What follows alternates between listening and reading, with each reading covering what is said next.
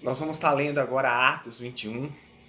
A todos que estão assistindo esse vídeo, eu quero desejar a você que Deus venha estar abençoando a sua vida, que Deus venha estar suprindo todas as suas necessidades. E eu quero dizer que Deus tem uma bênção especial para a sua vida. Não pare essa mensagem antes do final, porque nós vamos ler a palavra de Deus, a palavra do Senhor. A palavra do Senhor é que faz a diferença nas nossas vidas. Então Atos 21 está dizendo: depois de nos despedirmos, navegamos direto para Cós. No outro dia alcançamos Rhodes e então fomos para Patara. Ali tomamos um navio que estava partindo para a província da Síria, na Finícia. Ao visitarmos a ilha de Chipre, passamos por ela à nossa esquerda e aportamos em Tiro, na Síria, onde o navio descarregou. Descemos em terra, procurando os crentes do lugar, e ficamos com eles uma semana. Esses discípulos avisaram a Paulo, o Espírito Santo profetizava por meio deles, que não seguisse para Jerusalém. No final de semana, quando voltamos para o navio, a igreja inteira com as suas esposas desceu conosco à praia, onde nós oramos e fizemos nossas despedidas. A escala seguinte, depois de deixarmos Tiro, foi para Ptolemaida, onde cumprimentamos os crentes, mas ficamos um dia. Dali prosseguimos para Cesárea, onde ficamos na casa do evangelista Filipe, um dos primeiros 7 diáconos. Ele tinha 4 filhas solteiras que possuíam o dom da profecia. Durante a nossa permanência de diversos dias, um homem chamado Ágabo, que também tinha o dom da profecia, chegou da Judéia e nos visitou. Ágabo tomou o cinto de Paulo, amarrou com ele os próprios pés e as mãos e disse: o Espírito Santo afirma: assim o dono desse cinto será amarrado pelos judeus de Jerusalém e entregue aos romanos. Ao ouvir isso, todos nós, os cristãos, lugar e os companheiros dele de viagem, suplicávamos a Paulo que não seguisse para Jerusalém. Porém ele disse: por que esse choro todo? Vocês estão me despedaçando o coração, pois eu estou pronto não somente a ser preso em Jerusalém, mas também a morrer por causa do Senhor Jesus. Então veja só, mesmo diante de uma profecia de Ágabo, não assim muito boa, Paulo não se desviou do propósito de ir para Jerusalém. Ele não se desviou do propósito que Deus tinha na vida dele. E depois, o que nós podemos afirmar é que nós nunca devemos desviar dos propósitos que Deus nos tem, mesmo que a missão muitas vezes seja difícil, né? E depois também nós podemos verificar aqui que quando as pessoas começaram a chorar, quando as pessoas começaram a falar: não vai, Paulo, para lá, nós começamos a ver que aqui a Bíblia fala: vocês estão me despedaçando o coração.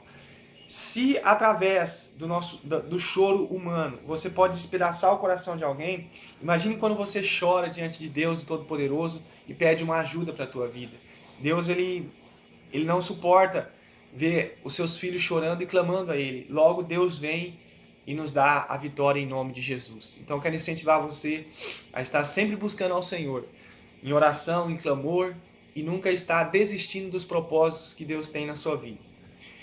Quando se tornou evidente que não podia fazer Paulo mudar de opinião, desistimos e dizemos: seja feita a vontade do Senhor. Logo depois disso, arrumamos a nossa bagagem e partimos para Jerusalém.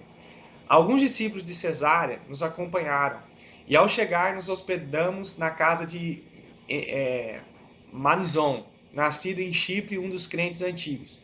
E todos os crentes de Jerusalém nos receberam com muito prazer. No segundo dia, Paulo nos levou com ele para nos encontrarmos com Tiago e os líderes da igreja de Jerusalém.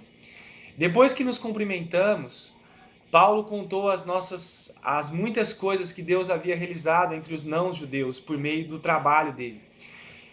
Eles deram glória a Deus, mas depois disseram: você sabe, querido irmão, quantos milhares de judeus também creram. e todos eles insistem muito que os cristãos de Jerusalém devem continuar a seguir as tradições e costumes judaicos. Os nossos cristãos judeus aqui de Jerusalém foram informados de que você é contrário às leis de Moisés e aos nossos costumes judaicos e proíbe a circuncisão dos filhos dele. Que podes fazer agora? Porque é certo que eles saberão que você chegou. Nós sugerimos o seguinte: temos aqui 4 homens que estão se preparando para rapar a cabeça e fazer alguns votos voluntários. Vá com eles ao templo, mande rapar a própria cabeça também e pague para eles rapem, e pague para que eles rapem. Assim todo mundo saberá que você aprova esses costumes para os cristãos hebreus e que você mesmo obedece às leis judaicas e está de acordo com a nossa maneira de pensar nesses assuntos. Quanto aos cristãos estrangeiros, não estamos pedindo de modo nenhum que sigam esses costumes judaicos, a não ser aqueles pontos sobre os quais já escrevemos a eles. Não comer alimento oferecido aos ídolos, não comer carne de animais estrangulados sem sangrar e não praticar fornicação. Diante disso, Paulo concordou com a exigência deles e no outro dia foi com os homens ao templo para a cerimônia, tornando público por esta forma o seu voto de oferecer juntamente com os outros um sacrifício de 7 dias depois. Um sacrifício 7 dias depois. Quase já tinham passado 7 dias quando uns judeus da Turquia viram Paulo no templo e levantaram um motim contra ele, agarrando-o, gritando: homem de Israel, acudam, este homem que prega contra o nosso povo e diz todo mundo que não obedeça às leis judaicas, ele não respeita nem o templo, pois traz gente que não pode entrar nele, porque eles tinham visto Paulo na cidade com Trofino, estrangeiro de Éfeso, da Turquia, e pensavam que Paulo tinha levado Trofino para dentro do templo.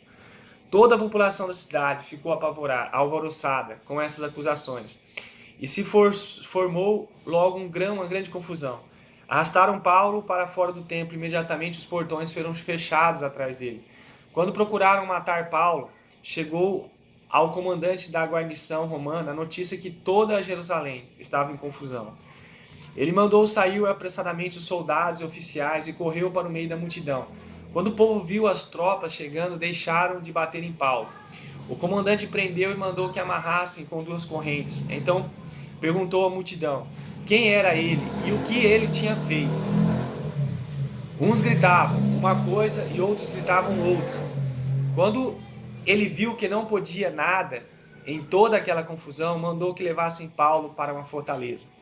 Quando eles chegaram às escadarias, a multidão havia tornado tão violenta que os soldados levantaram Paulo nos ombros para protegê-lo. E a multidão ia atrás gritando: fora com ele, fora com ele. Quando Paulo estava para ser posto para dentro da fortaleza, disse ao comandante: posso dar uma palavra ao Senhor? Você sabe grego? Perguntou o comandante, surpreso.